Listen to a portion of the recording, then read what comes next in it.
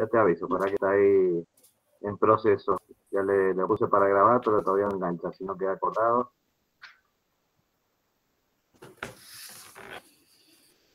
Indica que está grabando en serio, ¿eh? Indica a mí, me figura todavía que está ahí, no ha hecho el... Sí, ahora sí. Link de, a mí arriba a la izquierda dice grabando. Ahí está, grabando, ahí sí. Bueno, ahí estamos, ahora sí, gracias.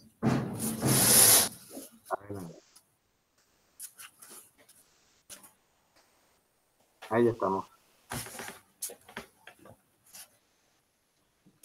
Bueno, ¿empezamos? Sí, sí, adelante. Bueno, buenas tardes a todos. Vamos a dar comienzo al areneo de diferentes formas de presentación en intoxicaciones con paracetamol. ¿Qué nos preguntamos? Vamos a presentarlo con la doctora Graciela Quevedo. Somos del Centro de Emergencias Toxicológicas del Hospital Italiano de Buenos Aires. Bueno, como para que tengan una idea de más o menos el porcentaje de consultas que atendemos de intoxicados con paracetamol, en nuestro centro tenemos alrededor de, como verán, de alrededor de 600 casos de consultas por año, de los cuales alrededor de 15 son por paracetamol. Voy a ver el primer año, por ejemplo, del 2017, de 642 casos, 17 fueron por paracetamol, 7 suicidas, 6 accidentales, 4 otras que pueden ser errores terapéuticos o mal uso, ¿sí? Como verán, más o menos se repiten los mismos números, menos en el 18 que tuvimos menos, y lo que impulsó nuestra Ateneo este año fue que el mes pasado, en una semana, tuvimos como alrededor de 6 casos de ingestas intencionales de paracetamol. Todas tentativas suicidas, varias de gravedad, en una semana. Entonces, para los números que habitualmente manejamos, llamó la atención, ¿sí? La siguiente. De las diferentes formas de presentación vamos a comentar en este último tiempo los pacientes que vimos, ¿sí? La primera paciente es una mujer de 33 años que hizo una tentativa suicida ingiriendo 17 gramos de paracetamol que le daba 100 por kilo.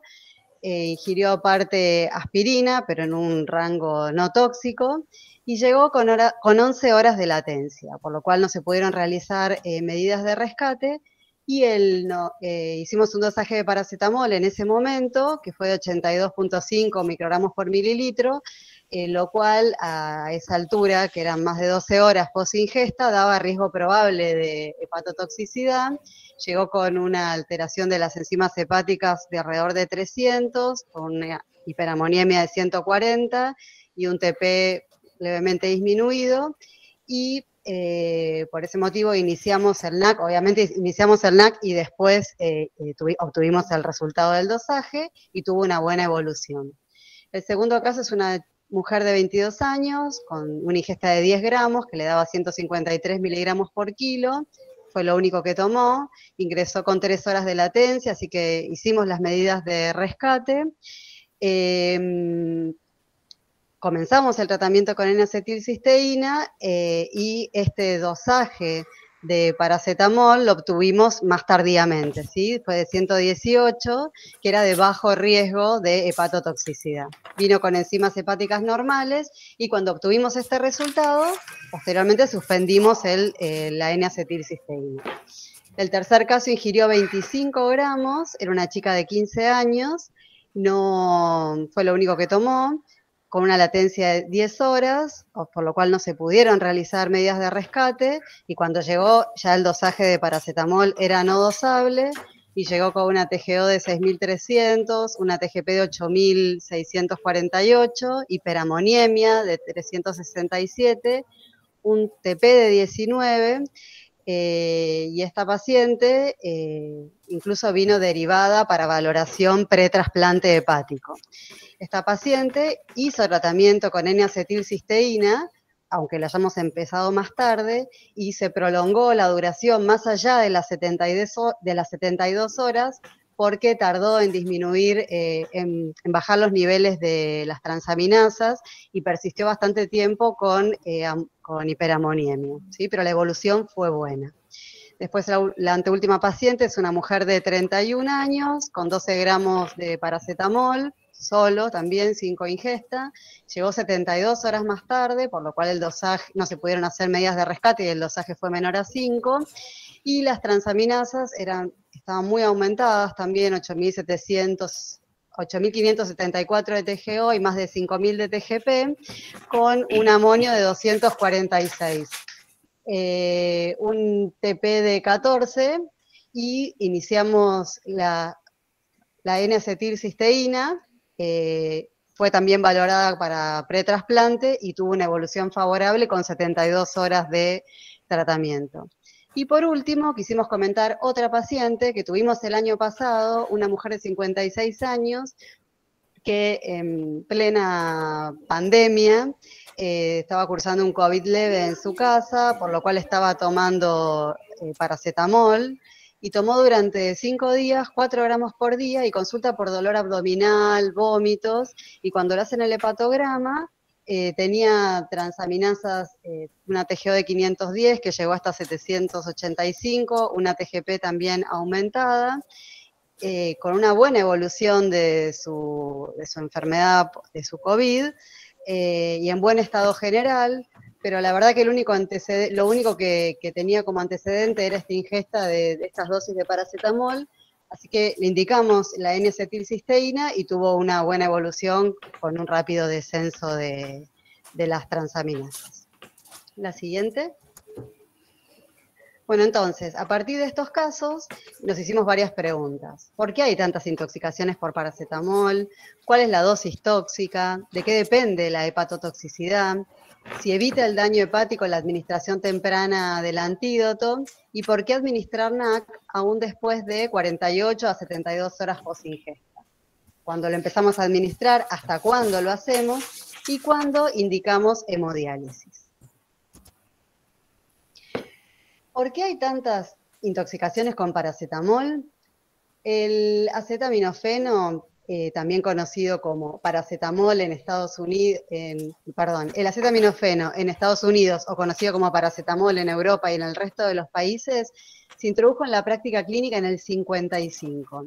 Es el analgésico y antipirético más utilizado en el mundo y es el componente de cientos de medicamentos de venta con y sin receta. Por lo cual la población suele subestimar su toxicidad con el resto de ingerir dosis excesivas de paracetamol al no entender la posología o desconocer que se encuentra en más de uno de los medicamentos que están tomando, ¿sí? Que esto es lo que termina ocurriendo. Toman el tecito, compran el comprimido con el descongestivo y tenía paracetamol y aparte estaban tomando paracetamol.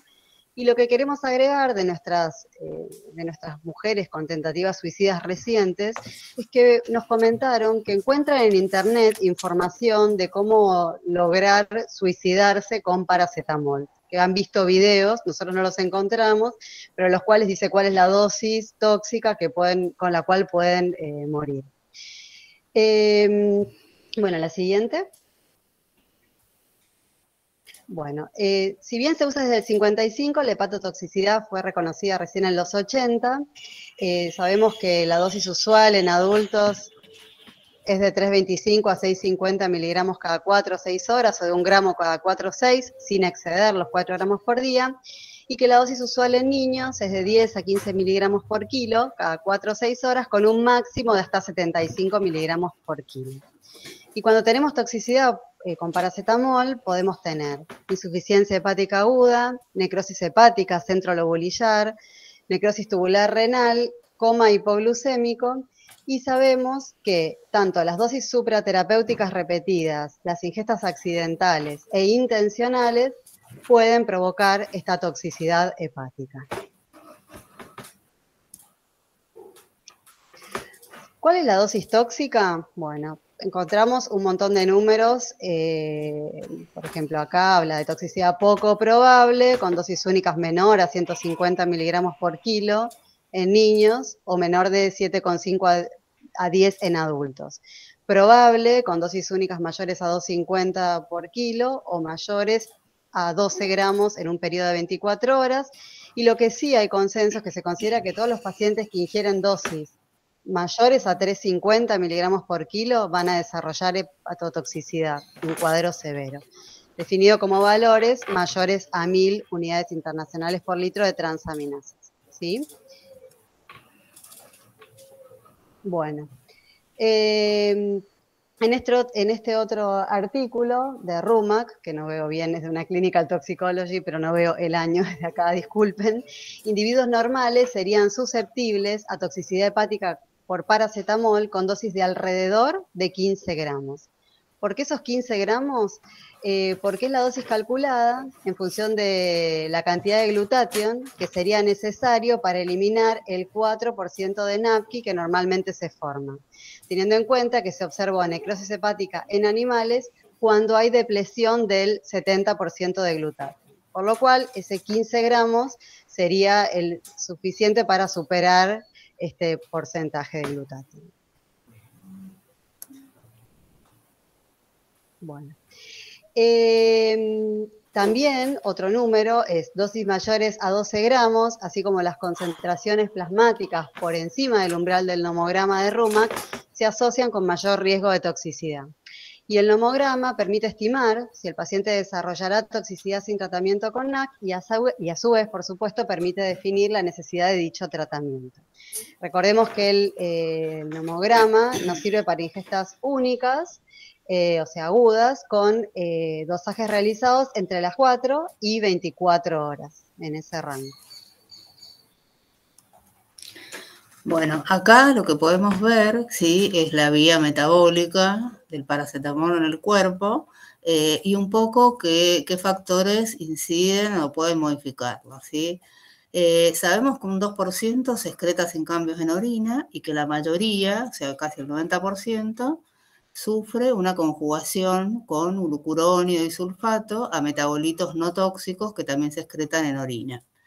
Esta parte del metabolismo se puede ver afectado, digamos, por algunas enfermedades, como por ejemplo la enfermedad de Gilbert, que lleva a una disminución de la conjugación. El problema es, digamos, ese 5 a 9%, que verdaderamente en la bibliografía hablan de 4 a 10, es un rango variable, que a través del citocromo, sobre todo el 2E1, pero también participan otras enzimas, lo transforma en el metabolito, que es un radical, digamos, tóxico, altamente tóxico, el NAPQI. En condiciones normales se conjuga, digamos, con el glutatión y se transforma en compuestos mercaptúricos y conjugados con cisteína no tóxicos. En casos de sobredosis, ya sea sobredosis únicas y a veces en algunas ingestas repetidas, esto, digamos, excede a ese 5 a 9% y se entra en lo que sería la etapa temprana de necrosis hepática, que después tardíamente puede llevar a una regeneración. Cualquier circunstancia que implique un exceso de actividad del citocromo 2E1, como por ejemplo pueden ser estados de ayuno, drogas inductoras de este citocromo, la ingesta crónica de alcohol, polimorfismos genéticos, van a llevar a mayor formación de este metabolito. ¿Qué es lo que pasa? En una primera fase temprana, ¿sí? Digamos por destrucción de la membrana del hepatocito, se forman estos aductos de paracetamol, aumenta el estrés oxidativo, ¿sí? Aparecen proteínas del tipo de la JNK, que son proteínas digamos, de necrosis, hay disfunción mitocondrial, fragmentación del DNA y nos lleva a la histología de la necrosis hepática centrolobular, que es típica en estos casos, ¿sí? La mayoría de los pacientes, la verdad que nosotros no vimos ningún paciente que efectivamente requiriera el trasplante, entran en la etapa de recuperación, ¿sí? Con la liberación de los DAMPs, que son moléculas, digamos, nunca me acuerdo cómo se llaman, sustancias que se liberan junto con una inflamación estéril, ¿sí? Y la formación de lo que llaman un inflamasoma, que es todas las células que participan en la respuesta inflamatoria necesaria para la regeneración hepática y remover todos los residuos, ¿sí? Algunos circunstancias, que acá nombramos algunas, pero acá vemos otras circunstancias en las cuales se favorece que haya más hepatotoxicidad. En todos lados coinciden que el consumo crónico de alcohol, digamos, es inductor del citocromo. En algunos lugares hablan y mencionan que el consumo agudo de alcohol sería protector, pero bueno, esto lo dice los artículos. Y todos los medicamentos que inducen, ¿sí?, el citocromo, por ejemplo, carbamazepina, fenitoína, isoniazida, algunas plantas como el hipérico, que es la hierba de San Juan, la rifampicina, otros medicamentos que compitan, ¿sí?, por la vía de la glucuronidación, donde está la trimetoprima, los opioides, la acidobudina, los estados de desnutrición y ayuno, porque en esas circunstancias se reduce la glucuronidación, que depende de la reserva de carbohidratos hepáticos. Entonces, están agotados los depósitos. En personas mayores, sí, en algunos lugares dice, no menciona puntualmente la edad, pero bueno, habla de mayores de 40 y mayores también. El humo de tabaco también es inductor del citocromo. Y en pacientes con enfermedad hepática grasa de origen no alcohólico, ¿sí? O sea, hepatitis no alcohólicas. Obviamente depende de la dosis ingerida, ¿sí? Que bueno, ya vimos cuáles son las dosis tóxicas. Depende también de los valores iniciales del tiempo de protrombina, que en general, si son normales, al momento de consultar, hay mayor riesgo de hepatotoxicidad. También de los valores de transaminasas al inicio, la misma correlación. Hay otras formas de, digamos, que nos pueden servir para predecir que vaya a haber o no hepatotoxicidad. Hay un nomograma, ¿sí?, que es un parámetro, se llama parámetro SI, que toma en cuenta el tiempo transcurrido desde la ingesta, la concentración sérica de paracetamol y el tiempo hasta el inicio de la N-acetilcisteína. En general, este nomograma lo describe bastante, lo que pasa que dice que es bastante difícil su aplicación, o sea, un poco práctico porque requiere cálculos complejos, pero tendría la ventaja de que nos serviría en pacientes que vienen después de las 12 horas de ingesta, ¿sí? Nosotros normalmente en las primeras 24 horas de ingesta nos guiamos por el nomograma de Rumack, que ahora lo vamos a ver, que, digamos, tiene la falencia de que no nos sirve más allá de las 24 horas. O sea, este parámetro sí nos serviría para estos pacientes.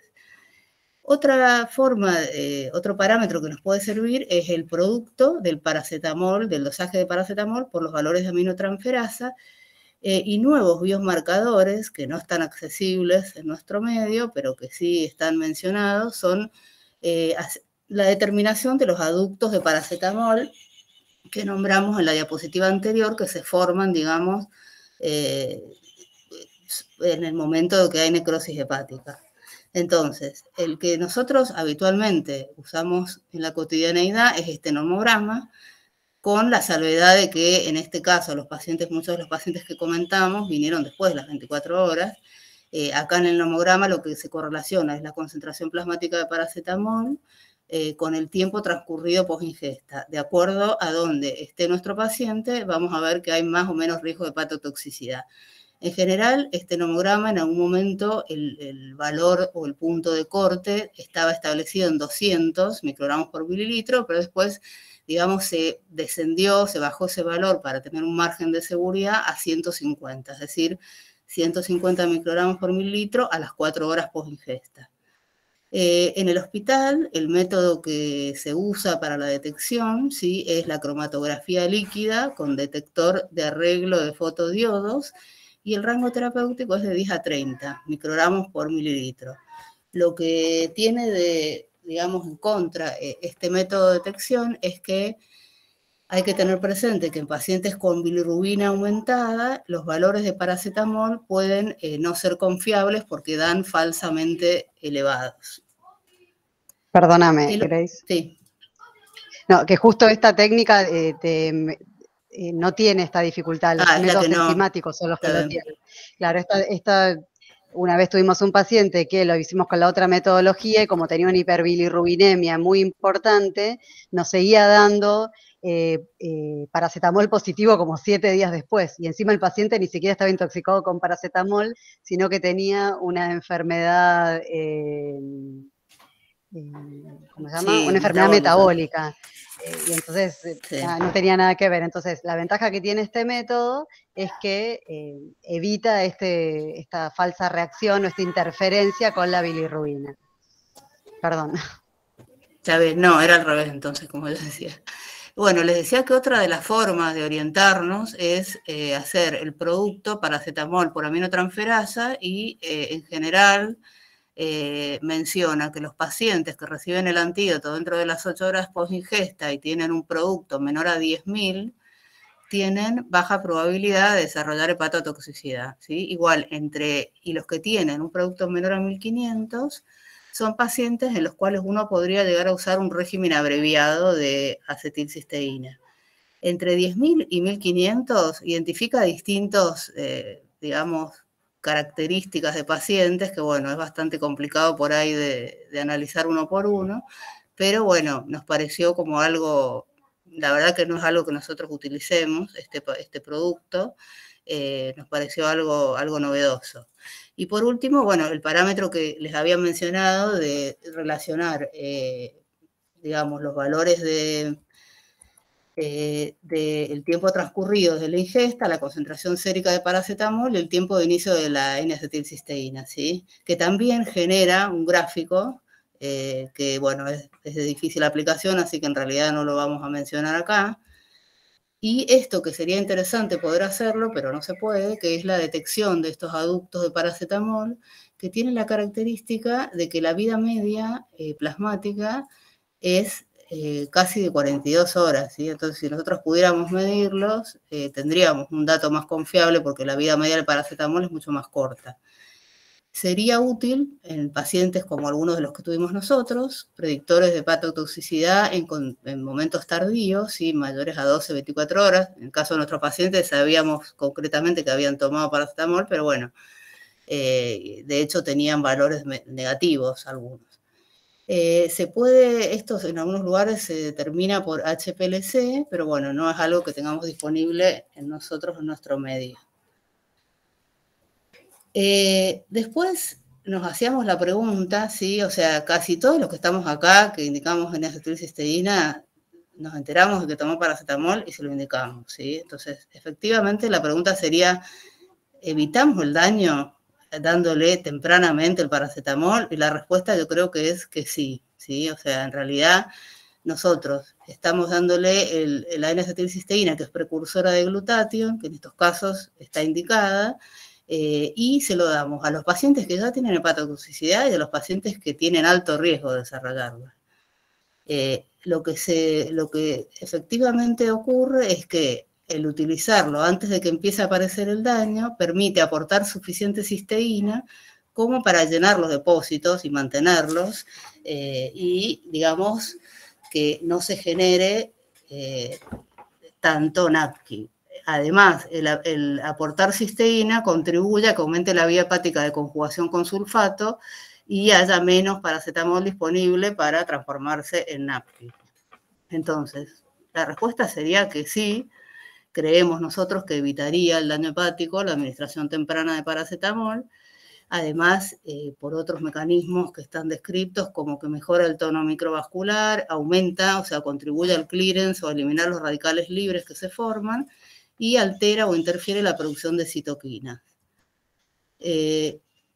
Bueno, la idea ahora es ver un poco los distintos protocolos de tratamiento. Bueno, los protocolos de tratamiento con NAC pueden ser en forma endovenosa o en forma oral.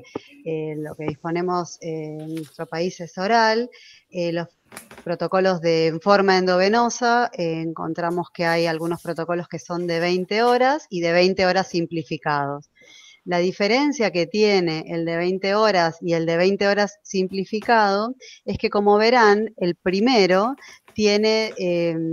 utilizaría 3 bolsas. Una bolsa inicial, que es de 150 miligramos por kilo durante 15 a 60 minutos, otra de 12 miligramos por kilo durante 4 horas, y la última es de 6,25 miligramos por kilo hora durante 16 horas.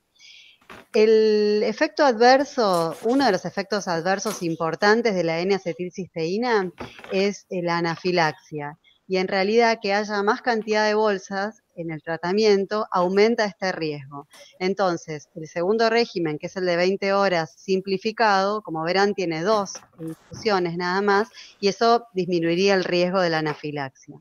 El segundo tiene 50 miligramos kilo hora durante 4 horas, y las restantes 16 horas es 6,25 miligramos kilo hora. Y después está el régimen de endovenoso de 12 horas, y este protocolo podría reservarse para los pacientes que no tienen riesgo tan aumentado de hepatotoxicidad, ¿sí? Que es una carga inicial de 50 miligramos por kilo durante 2 horas, y después una infusión de 20 miligramos kilo hora durante 10 horas. Entonces, con todos estos predictores de los cuales estuvimos hablando, si uno sospecha que la toxicidad no sería tan severo, podrían reservarse para algunos casos este tratamiento más corto, que no es lo que sucede en nuestro medio. La realidad es que nosotros disponemos del tratamiento oral, que es el protocolo que todos conocemos, que es de 72 horas, con una dosis de carga de 140 miligramos por kilo, y con las dosis de mantenimiento de 70 miligramos kilo cada 4 horas por 17 dosis. Y el principal efecto adverso que tenemos con esta medicación, por supuesto que es la intolerancia digestiva, que a veces dificulta un poco el tratamiento y que hace que repitamos alguna dosis si es que el paciente presenta un vómito inmediato después de haber recibido la N-acetilcisteína, ¿sí? Bueno, la siguiente. Y por supuesto que la N-acetilcisteína siempre va diluida, ¿sí? En algún jugo para mejorar la tolerancia. ¿Por qué administrar NAC aún después de 48 a 72 horas post-ingesta?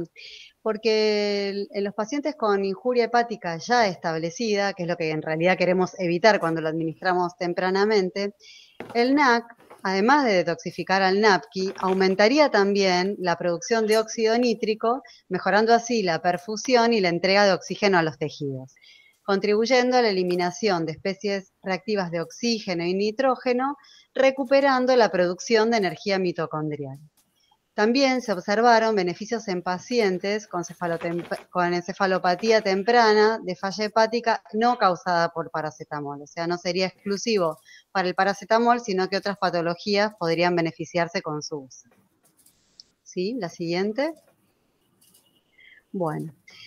Y la pregunta de ¿hasta cuándo? Uno debería administrarlo hasta que el dosaje de paracetamol sea indetectable, que haya una mejoría de la hepatotoxicidad, que lo podemos objetivar con transaminasas en franco descenso, que bueno, a veces ahí es difícil establecer, bueno, qué es que las transaminasas vengan descendiendo. Que vayan bajando del 50% del valor máximo, que veamos que hay 3 controles con descenso progresivo, siempre estando en un valor menor a 1000. Que el RIN sea menor de 1,5, que resuelva la encefalopatía y normalice la función renal. Si no hay mejoría, el NAC se sostiene hasta el trasplante hepático. La siguiente. Bueno. Y la otra pregunta que nos hicimos, un poco también después del congreso de la ATA y de haber escuchado al doctor Hoffman con su excelente disertación, que también nos pareció interesante, era el tema de la hemodiálisis para paracetamol, ¿sí? Para la intoxicación con paracetamol. En realidad, los pacientes que habitualmente dializan en intoxicaciones por paracetamol son aquellos pacientes que están encefalopáticos, que tienen una hiperamoniemia grave y que se utiliza en esos casos, o en pacientes con insuficiencia renal aguda. Pero tal vez no nos resultaba tan claro las otras indicaciones de hemodiálisis en una intoxicación con paracetamol. Entonces, en esta revisión se recomienda las técnicas de eliminación extracorpórea o de remoción extracorpórea para eliminar el paracetamol cuando uno objetiva signos tempranos de falla mitocondrial, como son el coma, la concentración elevada de láctico y acidosis metabólica antes del inicio de la disfunción hepática y en el contexto de una concentración de paracetamol sustancialmente elevada. Ustedes piensen que nosotros hablamos de la línea para indicar el tratamiento, es 150 microgramos por mililitro. Acá cuando dice sustancialmente elevada, habla de hasta 1000, o sea, son valores, son ingestas masivas. Cuando se cumplen estas condiciones, las técnicas de eliminación extracorpórea parecen ser un complemento eficaz, por supuesto, del tratamiento con NAC, no reemplazan al NAC, se asocian, ya que existe en estos casos un riesgo de insuficiencia hepática y mortalidad, los cuales sugieren que tal vez los regímenes estándar de N-acetilcisteína son insuficientes para disminuirlo, ¿sí? Hay que tener en cuenta que estas técnicas también eliminan el NAC, así que debería aumentarse su dosis durante la administración, y tener en cuenta que si bien esta revisión, este estudio, revisa las indicaciones de las técnicas de eliminación extracorpórea para intoxicaciones con paracetamol, no incluyó, en este caso, lo que les nombré al principio, lo que es la encefalopatía hepática o la insuficiencia renal aguda, que son indicaciones muy claras de manejo de estos pacientes críticos. La siguiente. Bueno, entonces, algunas de las conclusiones. Sabiendo que la intoxicación por paracetamol puede ser fatal, con el fácil acceso que tiene toda la población al paracetamol, debemos sospechar su consumo en toda ingesta intencional de medicamentos, o sea, guiar bien el interrogatorio e incluso siempre que sea posible dosarlo. Así también como la otra cara de la moneda son todos aquellos pacientes que ya llegan con insuficiencia hepática que tenemos que ir a buscar la intoxicación con paracetamol.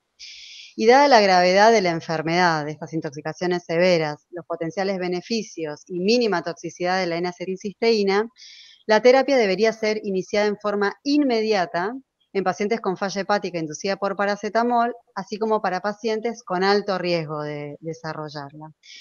No siempre disponemos por guardia o en el momento que el paciente ingresa de la posibilidad de realizar un dosaje de paracetamol. Lo que termina pasando muchas veces es que uno toma la muestra a partir de las 4 horas, la conserva y de todas formas inicia el paracetamol dentro de las primeras 8 horas porque realmente la evolución es diferente. Entonces, reservar esa muestra, después la dosaremos, puede pasar, como como comentamos a algunos de los pacientes, que tal vez cuando tenemos el dosaje de paracetamol está por debajo del riesgo de hepatotoxicidad y uno lo termina suspendiendo, pero es importante iniciarlo en tiempo y forma.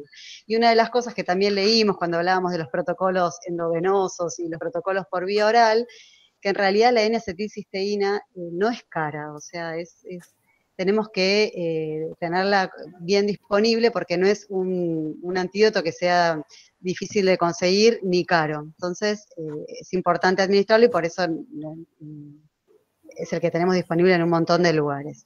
Y una de las cosas que también, que no quedó acá anotada, pero son dos de las cosas que también pensamos como conclusión de esta revisión que hicimos, es que si bien uno tal vez está como muy automatizado con pedir el dosaje de paracetamol y en función de ese número aislado, midiéndolo en función del tiempo, indicamos o no el tratamiento, y como vimos, hay un montón de otros pacientes que estando por debajo de esa línea de riesgo de hepatotoxicidad, por estas características de fármacos asociados, de trastornos previos de la función hepática, de consumo de otras sustancias, pueden eventualmente desarrollar hepatotoxicidad a pesar de ese valor más bajo. Así que eso también nos quedamos pensando que cuántas veces que uno tal vez hace una consulta telefónica, toma ese dato aislado del dosaje de paracetamol y tal vez no indagamos tanto en estos otros pacientes que tal vez los externamos y era un paciente desnutrido, alcohólico, y con ese valor bajito no pudo nunca metabolizarlo y evoluciona a la falla hepática, nosotros le dimos el ALA. O sea, esa es otra de las cosas que estuvimos pensando que tal vez es otro parámetro más para tener en cuenta. Bueno, y nada más. Muchas gracias. Bueno, gracias. Muy bien. Ahí te voy leyendo unos chats. Dale. Ahí dice Pedro, tengo entendido que las soluciones de NAC son algo inestables, por lo que deben ser preparadas recientemente, las magistrales, las que usamos. Nosotros en medicina veterinaria utilizamos productos comerciales de uso humano, como la CEMUC, que a veces nos toca caer ahí porque no hay otra accesibilidad, con todos los agregados que tienen la intolerancia. Sí, de hecho la gente de la farmacia, es verdad, digamos, la idea es prepararlo en el momento que uno lo va a usar y saber cuántas dosis vas a utilizar para prepararlo con tiempo. Así que sí, efectivamente eso es una limitación, porque si yo lo tengo y lo almaceno, después cuando lo voy a necesitar ya no va a ser activo. Entonces hay que tener la posibilidad de prepararlo en el momento y es un preparado magistral el que nosotros usamos. No se puede almacenar, digamos. Recuerden que la CEMUC es efervescente, hace que se distienda el estómago y necesitas muchos comprimidos para llevar a la cantidad de miligramos kilo que necesitas. Ojo con la CEMUC. Bueno, de hecho no lo usamos. Una pregunta yo les quería hacer, chicas. El tema del... ¿Qué me pusieron la mano? ¿Hay que bajarla? No, ya está, ya la bajé. El tema este que dijeron de la hemodiálisis, que me pareció re interesante, como en forma precoz, ¿no? Que en esas no lo hubiésemos hecho porque la acidosis metabólica no era severa o porque el lactato no era tan alto y no ameritaba, digamos, dializarlo, pero bueno, en este contexto me pareció muy interesante. ¿Pudieron encontrar a cuánto uno debería aumentar la dosis de N-acetilcisteína, ya que se dializa también? No. ¿Eso no estaba en ningún lado? Eso no lo encontramos. No, pero lo tenemos que buscar. Pero bueno, es muy interesante porque la verdad que no teníamos tan presente la lo que pasa es que dice que la mayoría de los casos por paracetamol y esa charla fue... perdón, que dice que la mayoría de los casos los pacientes se recuperan. Nosotros nunca tuvimos un paciente con un dosaje ni siquiera de 500, o sea... no, yo sí tuve pacientes con 400 y pico, casi 500, sí. Está bien, nosotros no. Y que zafó, sin trasplante ni nada. Pues por eso, siempre terminan mejorando con el NAC y uno nunca se lo planteó, o sea, no nos pasó a nosotros de tener que plantearlo. A mí me parece que es fundamental esto que decían ustedes del tiempo en el que le das el antídoto, ¿no? Yo los casos que vi graves que terminaron yendo a trasplante tuvieron que ver con que no fueron diagnosticados en su momento o no se les dio importancia en lugares donde en esas no hicieron consulta con tóxico y no se los trató y llegan tardíamente. La verdad que siempre lo había asociado a eso. Sí, ahí si me permiten, acá la experiencia también es igual, que a veces minimizado, porque para colmo el paciente con recién ingesta le piden un hepatograma, que da normal, y después viene a la consulta a las 48 horas por vómitos, dolor en hipocondrio derecho y ya estamos en otra situación. Pero hay un poco lo preocupante, y una de las consultas tuve ahora una niña de 13, 14 años que me dice 40 gramos de paracetamol. Digo, ¿cuántos blisters? No, viene el frasco de 50, de 1 gramo, que sale 300, 400 pesos, porque te lo llevan a la casa por Mercado Libre. Que eso es un problema, yo creo, que tendría que ser abordado, ahí lo habíamos planteado a través de ANMAT, en un blister tienen prácticamente la dosis hepatotóxica, y que a veces en estos cuadros, sobre todo adolescentes, que agarran lo que está ahí a mano, y está el ibuprofeno y el paracetamol, el blister de 10 comprimidos de 1 gramo. Que yo creo que es un problema y tiene que ver un poco con ese aumento de consultas. Ahí Laura Terán de Uruguay también dice que han detectado un aumento de los casos. No sé si quiere abrir el micrófono.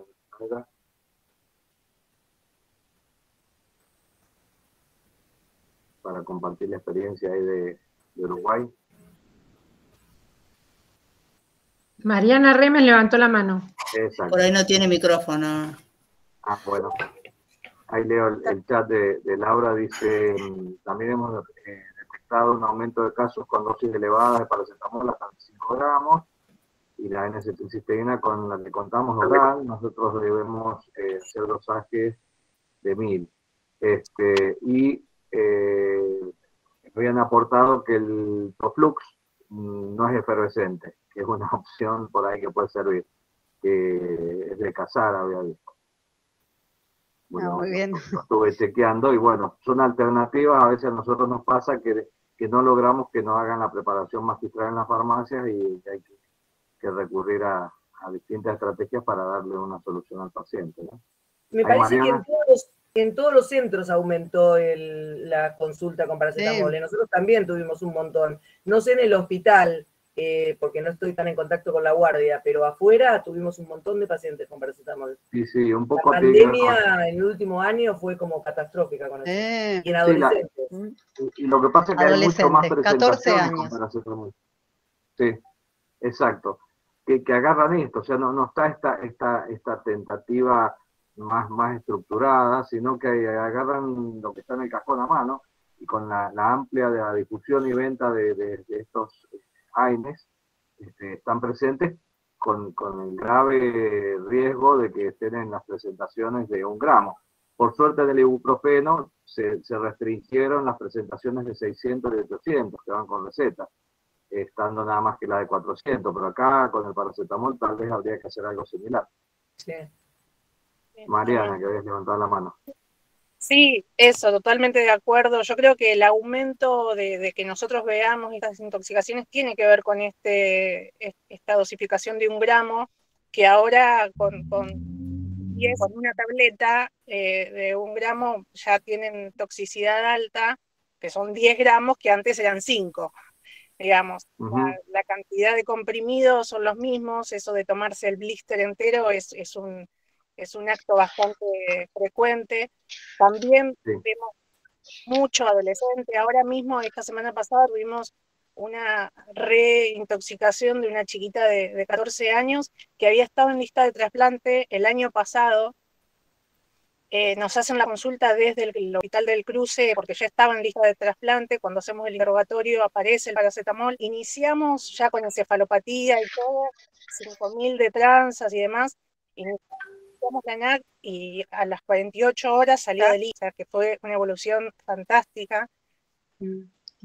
Y la semana pasada hizo otro intento con paracetamol, con 10 comprimidos de 1 gramo, con esto que contaba Macarena de que por ahí están en las redes sociales, esto del paracetamol también, de que los chicos saben cuánto tienen que tomar. Sí. Lo que no saben es la evolución tórpida y el tiempo, ¿no? Ellos piensan que lo toman y se mueren. Claro. Bueno, nosotros generalmente no dosamos paracetamol porque en la provincia la disponibilidad es 0, o sea, la movida que hay que hacer para trasladar las muestras es imposible, así que siempre iniciamos con dosis tóxica NAC y hacemos las 17 dosis, y la verdad que la evolución es siempre favorable, incluso con tranzas altas y alteraciones. Lo que sí vemos como efecto adverso, que no sé si les quería preguntar, o como un hallazgo, digamos, de laboratorio, es la alteración de la concentración de protrombina sin alteración de los valores de los tiempos de coagulación cada vez que iniciamos la ANAC. Yo lo estuve buscando, hay alguna alteración, que puede haber alguna alteración, no sé si hay bioquímicos aquí que puedan... lo vemos casi sistemáticamente, que nos da el tema de la alteración de la concentración de protrombina por el tema de la insuficiencia hepática, pero no altera los tiempos y sí baja la concentración a 50, de tener un previo por ahí de 100, cuando iniciamos el tratamiento baja a 50 y pico. Está bien que no es muy específica, ¿no?, la concentración de protrombina, pero lo vemos como sistemáticamente. No sé si a ustedes les ha pasado. No, nunca me pasó. No, será cuestión de buscar información, pero no me acuerdo de haber leído algo al respecto específicamente.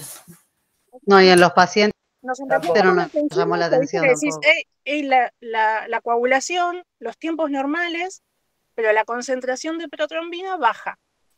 Después de iniciar el tratamiento con NAC, que bueno, no la tratamos. Y no de la mano de un empeoramiento del hepatograma. No, por eso nunca llegamos a pasar vitamina K ni a hacer nada, o sea, pero empezamos a verlo y en el grupo dijimos, bueno, prestemos atención y lo vemos como muy sistemático. Está bien que lo vamos a buscar, ¿no? Cuando uno detecta algo es como que está más atento a eso, pero sin alteración de los tiempos. Eso se da en todos los casos. Yo digo, por ahí hay alguna interferencia de la NAC en el laboratorio, en la técnica, en algo, pero bueno, nada, una inquietud. Gracias. Entonces, por ahí eso habría que preguntarle, estoy pensando en voz alta, a los hepatólogos. En el hospital se usa mucho NAC, no solamente en paracetamol, sino en toda insuficiencia hepática. La primera indicación es NAC. O sea, es como mágico, digamos, ¿no? Sí, pero es probable, Flavia, que los que están en insuficiencia hepática tengan un TP descendido, que le den NAC. Claro, eso sí, claro. Eso sí. Bueno, No, ya yo está en pensaba en el- si había Ahí alguien está de la Adriana y Nelson Adriana había levantando la levantado la mano. mano, Adriana. Y después Nelson. Adriana.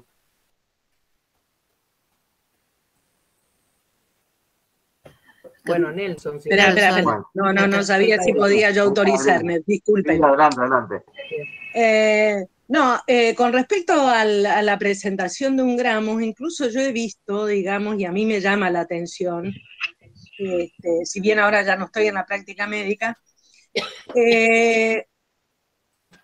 el paracetamol se da un comprimido de 1 gramo 4 veces al día, o sea, son 4 gramos. Y si pensamos en un niño,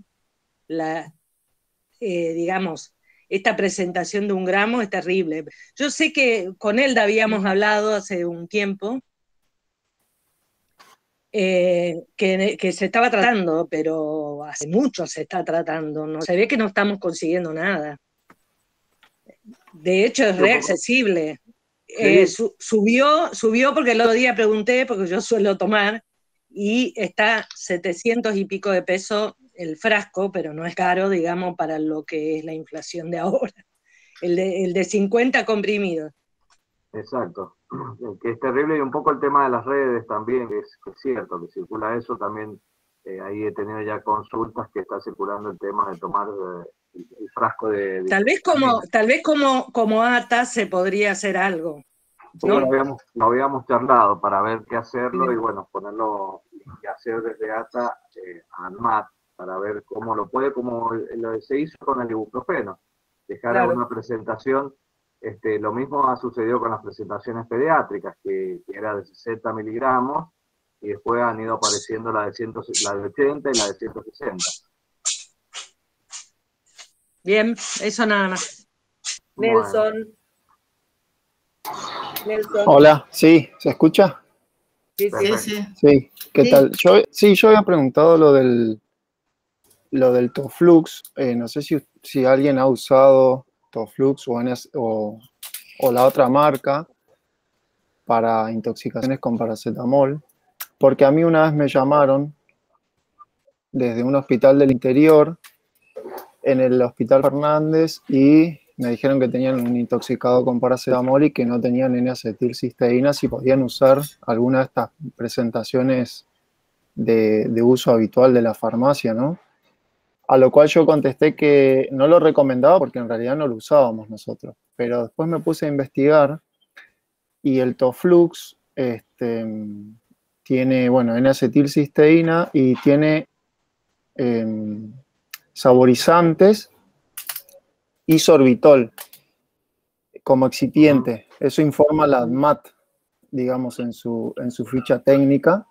Y el sorbitol, lo único que encontré como efecto adverso es diarrea, y nada más. Entonces saqué la cuenta de que con el Toflux en sobres, más o menos serían entre 5 y 7 sobres por toma. O sea, no sería una cantidad desmesurada. Y me preguntaba si se podía usar eso en el caso extremo de que uno esté en el interior y que no consiga, obviamente, el preparado magistral. No sé si alguno tiene la experiencia o ha escuchado sobre ese tema. Sí, yo creo que en general, digamos, no lo recomendamos justamente por el tema de los excipientes. Y recién, cuando vos decías esto del sorbitol, yo pensaba,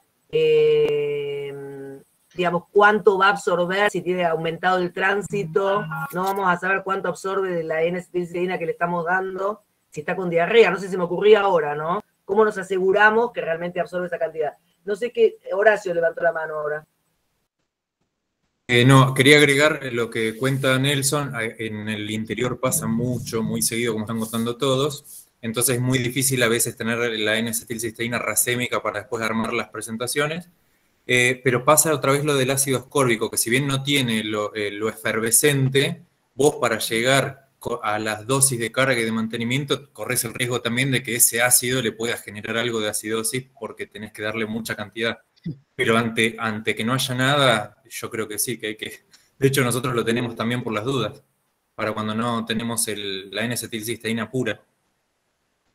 Sí, a nosotros en Mendoza nos pasa exactamente igual. Es sí, me parece que entre no tratarlo y solamente tenés eso, obviamente lo tratas con eso, qué sé yo. Si el tipo tomó una dosis, no sé, tomó 20 gramos, 30 gramos y te da la determinación alta, obviamente yo lo trataría como medida, digamos, de... ¿Cómo tiene un nombre eso? Medida... Heroica. Medida heroica. Sí, así, legalmente medida heroica. Claro. Pedro había levantado la mano. Sí, Sergio, muchas gracias. Bueno, yo soy médico veterinario y salvando obviamente todas las distancias entre las ramas de la medicina, les quería comentar que utilizamos estos productos de marca registrada, particularmente la CEMUC.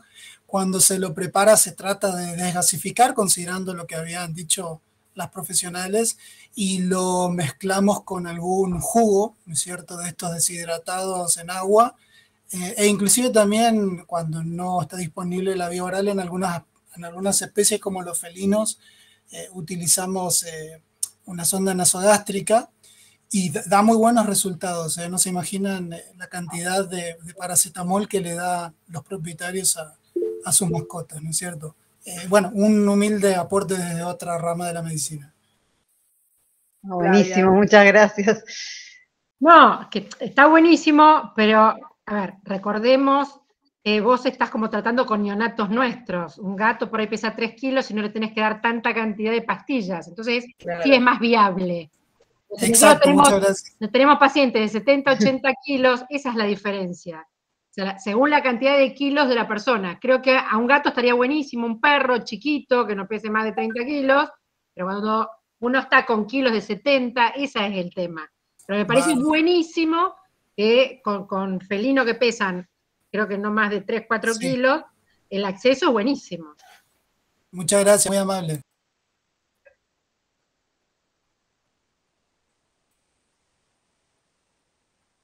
Muy bien, ahí no veo más nada en el chat. Sí, bueno, muy bueno, muy interesante, y una realidad que nos ha dejado también esta pandemia, ¿no? Sí. El acceso a este tipo de medicamentos, que yo creo que sería el pie oportuno, a lo mejor, si no es posible prohibir, pero sí restringir o hacerlo bajo receta las presentaciones que tienen esta mayor concentración, ¿no? Sí, que se prohíba la publicidad, por ejemplo, ¿no? Que no se facilita la publicidad de todos los medicamentos, pero bueno, el paracetamol en particular. Va a ser difícil. Yo creo que es más fácil regular, como sucedió con el ibuprofeno en las presentaciones de 800 y 600 miligramos.